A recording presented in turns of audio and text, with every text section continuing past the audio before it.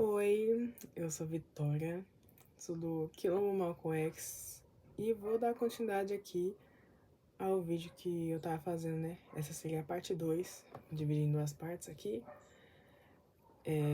sobre o negro no olhar, né, do árabe muçulmano. Parei falando da maldição de Cã. Então, essa maldição de Cã, ela veio ajudar os árabes muçulmanos, né, na tentativa de justificar seus atos racistas, né? E até os negros mesmo a justificar os seus atos, né, de ficar com branco. E esse relato, de um caráter bem abstrato, nunca foi verdadeiramente associado a qualquer noção de cor ou raça, né? De resto, é preciso sublinhar que antes do verdadeiro apogeu do tráfico, as representações de África e dos africanos na Europa ainda não eram pejorativas. Os letrados árabes foram os primeiros a recorrer à maldição de Cã para justificar a escravização das populações negras. Essa construção foi colocada absolutamente aos povos negros. Somente aos povos negros. Na verdade, a história da maldição de Cã dizia respeito aos filhos de Canaã, que os israelitas submeteram no âmbito da conquista da Terra Prometida, bastante longínqua da África Negra. E na versão bíblica dessa lenda, a maldição recai sobre os mais novos filhos e não sobre os outros, entre os quais Cuxi,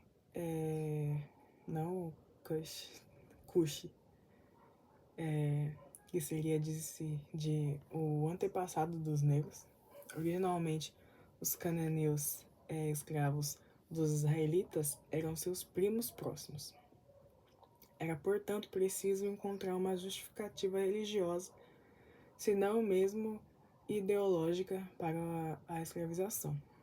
Na realidade, tudo isso não passava de um pretexto, pois era uma justificativa aceitável, né, a condição imposta aos negros em terras árabo-muçulmanas, naquela época, né?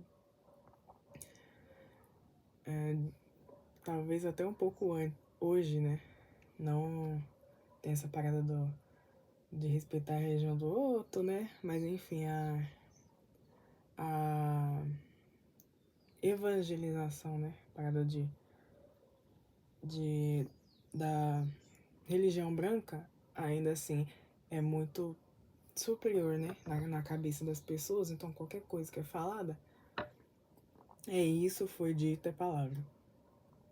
Então, até hoje, muita coisa se justifica por causa da Bíblia, por causa dessas religiões aí.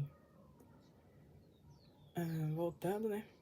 Contudo, o tráfico transariano e oriental esteve intimamente ligado ao desprezo.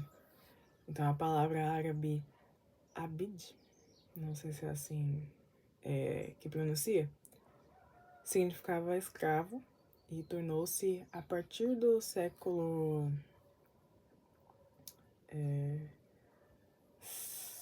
8, 7, praticamente um sinônimo de negro, né?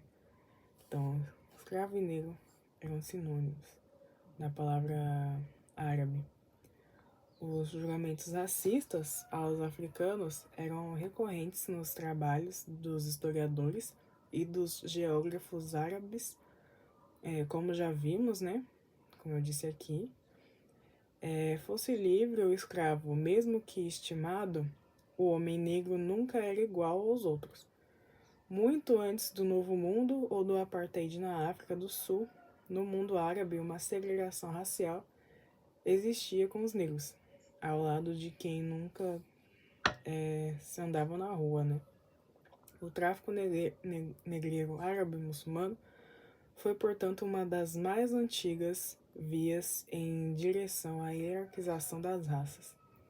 Convertidos ou não, os negros eram sempre tratados como inferiores. Maomé dizia o pior dos homens é aquele que os vende. Em vários outros, lembra a obrigação de tratar os escravos com respeito pela sua dignidade humana e fugiga aqueles que se mostraram cruéis, né? Ordena que que o escravo convertido se torne um membro da comunidade, como nas outras religiões monoteístas, inclusive. Fiz um adendo a essa parte sobre os direitos dos escravizados em alguns povos em África, né? No primeiro texto e no primeiro vídeo, né? Escravidão antes dos europeus. E assim, certos muçulmanos que seguiam tais recomendações, né? Dos direitos dos escravos, dos escravizados, consideraram por muito tempo que era uma obra piedosa a alforria dos seus escravos após determinado número de anos de serviço. Então tem outro testemunho, né, de Abu Messal, que ele diz que ele bateu no escravo dele e de imediato ele ouviu uma voz gritar: Deus é mais poderoso em comparação a ti do que tu és em comparação ao teu servo. Ele diz: voltei-me, reconheci o profeta e exclamei. A partir desse momento, o seu escravo passa a ser livre graças ao amor de Deus. E Maomé respondeu: se assim não tivesses agido, o fogo ter-te-ia devorado. Então, segundo Ibn Omar,